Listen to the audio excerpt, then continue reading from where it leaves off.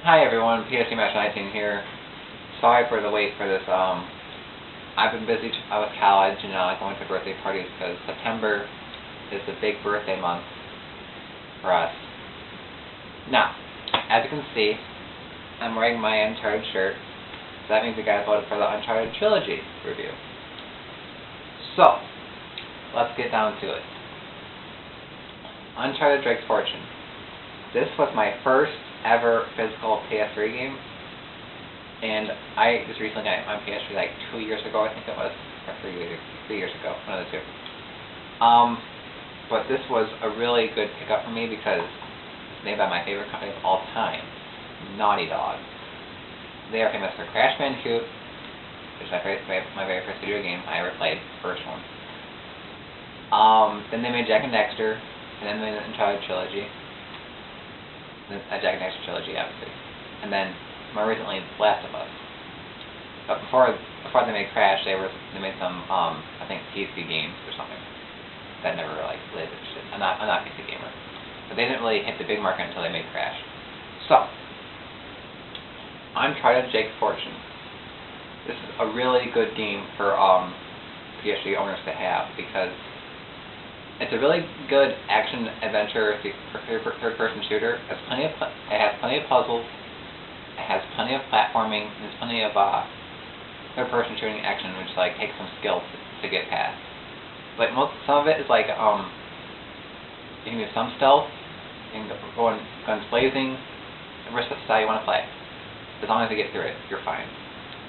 So it's not like Dishonored, where I've heard that if you want to get the best ending, you have to not kill anybody. So, as you can see here on the cover, you see the skull. That actually I found interesting because there's something hidden that you don't know what to expect. But the story is you play as Nathan Drake, who is the character on the cover, obviously, and he's looking for his ancestors. He wants answers from his ancestor because at the beginning of the game, you're on this boat with this girl named Elena Fisher, and you pick up this coffin that you think his ancestor is buried in, but it's not. It's empty, and instead you find his journal, which starts the whole story of events.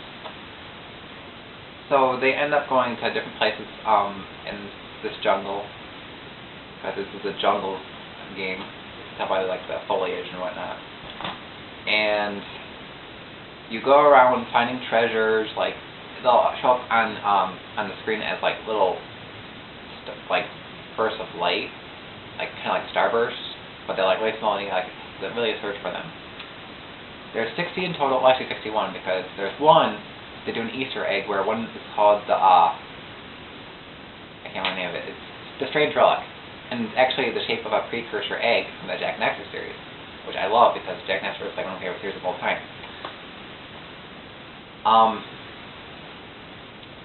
Then the gameplay has lots of different guns. There's your AK-40s, your pistols, your West, or the West is from Uncharted 2. I don't remember. I think the West is Uncharted 1. I could be wrong on that. But the story is back to the story. After you find out that there's empty, you go on this adventure with Drake goes with his buddy Sully, who is his right-hand man and father figure, and they go searching. And along the way, they meet bad guys, pirates, Eddie Raja, Asaf Navarro, and Gabriel Roman, which is one of Sully's ex-business partners, I believe.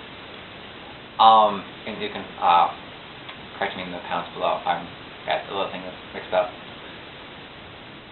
And then along the way, you see these little hints of strange happenings. You'll see footprints and these traps all over the place, and these are not natural. They look like they're built by humans. But you find out at the end what you were searching for was a statue of El Dorado, but they thought it was a city, but it's actually a statue. And what's inside the statue is a curse. if you breathe in this dust, you become a thing called a descendant, which is like a zombie creature. And when you fight them near the end of the game, like I think starting in chapter 18, I think it is, the bunker. Oh, I got that chapter. That's when the game gets a little survival horror-ish. And I'll admit, I didn't play the game when I got to that chapter for a long time. How much I can get, I know. But it's a really good game. The final battle is not as good as it could have been. I think the final battle was like a quick time event with Asaf Navarro, who was actually the main bad guy. You find out at the very end. Spoiler, sorry, my bad. Anyway, I'll make sure I'll put their spoilers in the video in the description, so that way you won't get spoiled. Like, oh no, I didn't beat it. Oh no. But yeah, it's a great game. The trophy list is pretty good. Like, it's like you get a trophy for every 5 treasures. You get like trophies for beating it on the difficulties, because there's 4 difficulties. There's easy, normal, hard, and crushing. Now, the good part about this game is to beat it on normal, you get the easy and normal. To get the hard, you get the easy, normal, and hard trophies. But crushing isn't unless you beat it on hard. Me, I don't know if I'll ever try it on crushing, because I beat it on normal. I beat all games on normal. And you also get like a trophy for getting the secret relic, which is the Jack Nexter reference. Other things I can say about this game. It's a must-have. All these games are must-haves. Alright. Uncharted 2. This game is the first game to introduce the online multiplayer, which everyone loved. The story in this is really good. It actually starts off when later in the timeline, because you start off on a train, as you can see here, because I got the Game of the Year edition. So the front is not the train picture, it's him in the snowy area, which the snowy area is really fun. I really like the snowy area. It's really pretty and really mysterious. And you meet some new characters in this game. You meet this girl named Chloe Fraser. She's really cool. And you meet Elena again.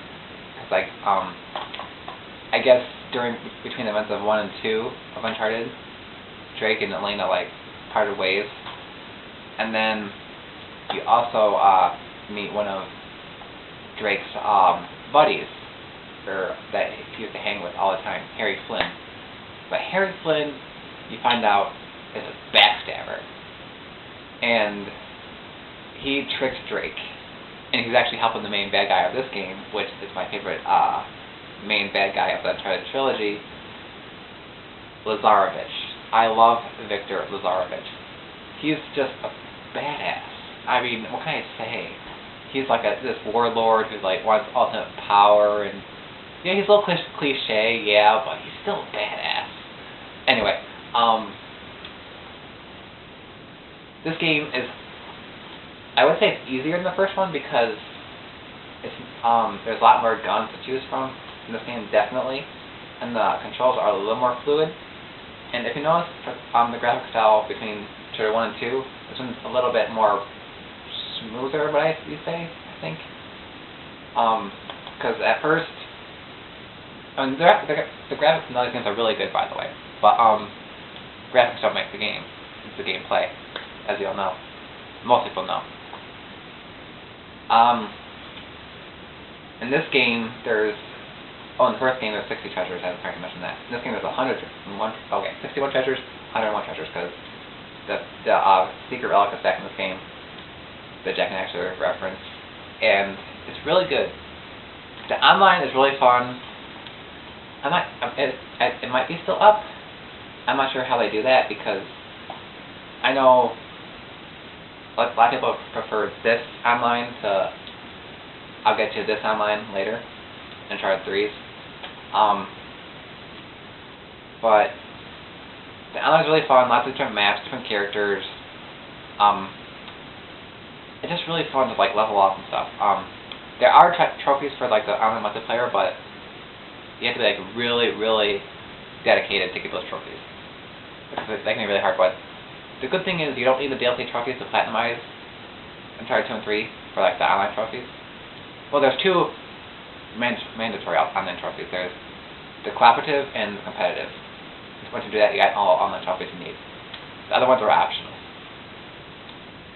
So, the Game of the Year edition includes new co-op game mode, new multiplayer maps, new multiplayer characters.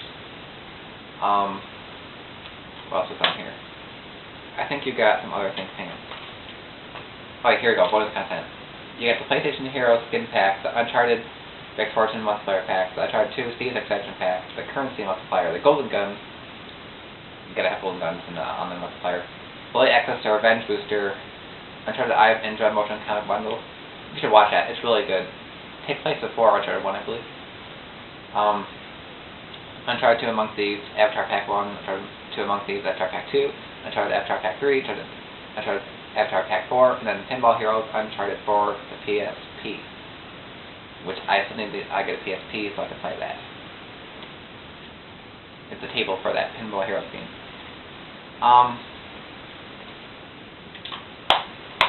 But the gameplay is really good. The final boss is amazing in this game. My favorite final boss of the Uncharted trilogy.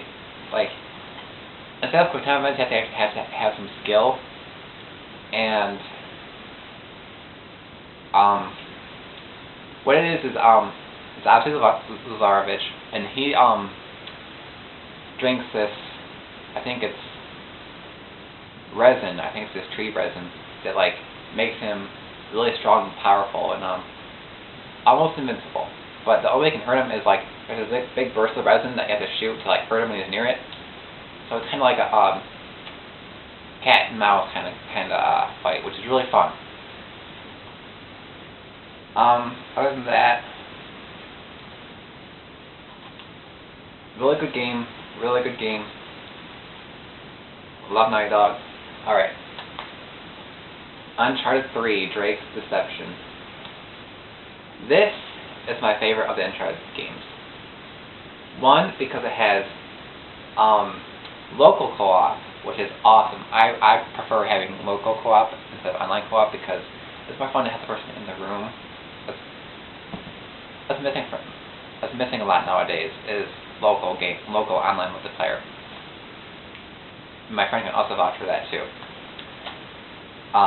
This one friend being Triforce Master 3000. Check out his channel. He has some great stuff on there. Anyway, back to Uncharted 3. This game, fantastic, like I said. I will say this is probably the hardest of the Uncharted games, in my opinion.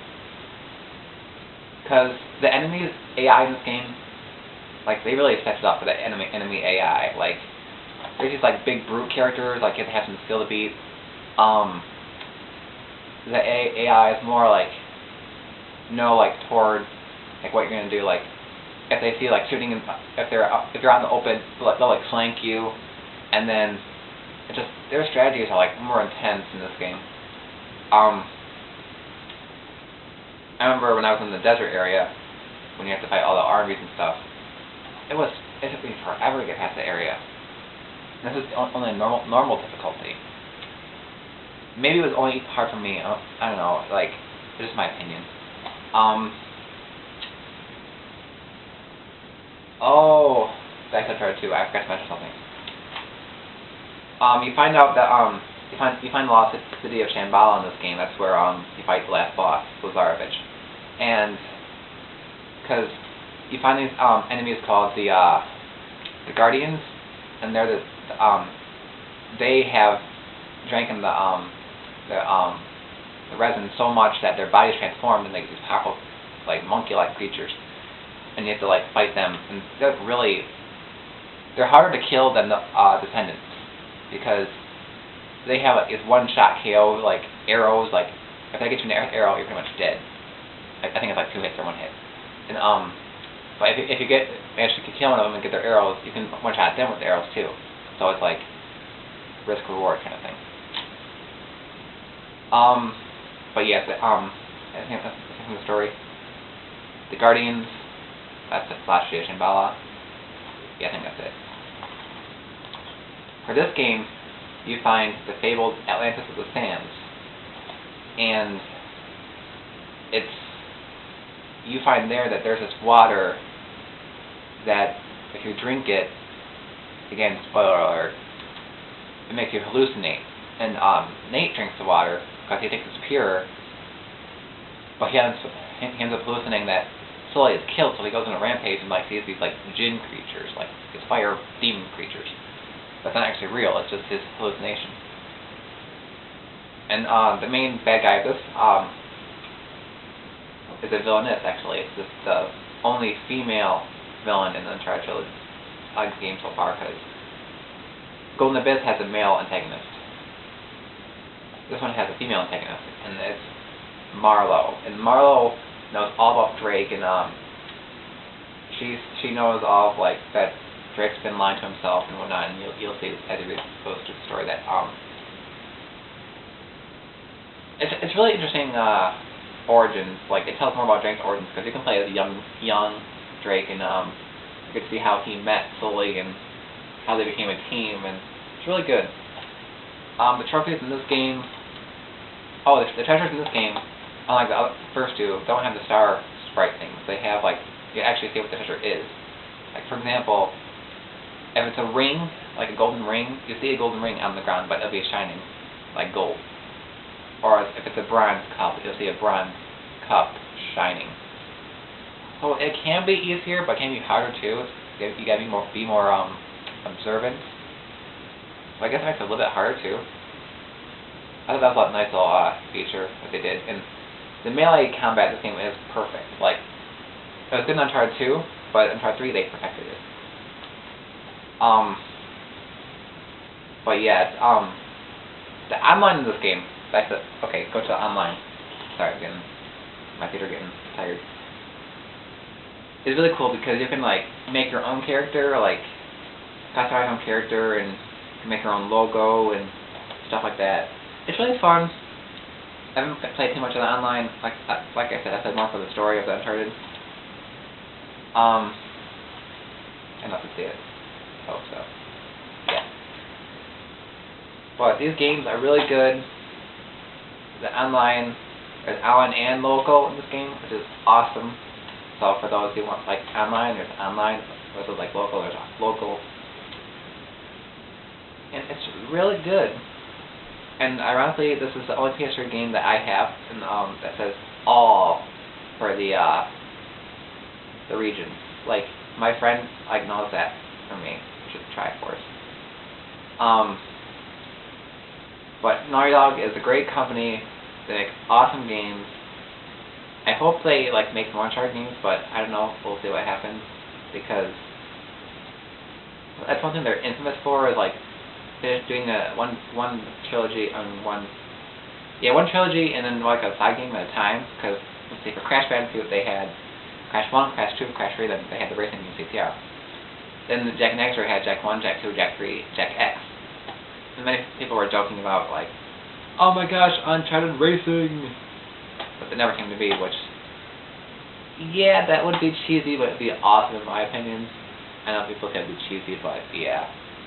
But we got Golden Abyss. I think they overlooked that one, I believe. I'm pretty sure. You can comment below, correct me on that. Anything else about these games? The Uncharted games? Am I missing anything? They're all really good. The voice acting is perfect. The motion capture is really good. The graphics are really good. I highly, highly, highly recommend you check these games out.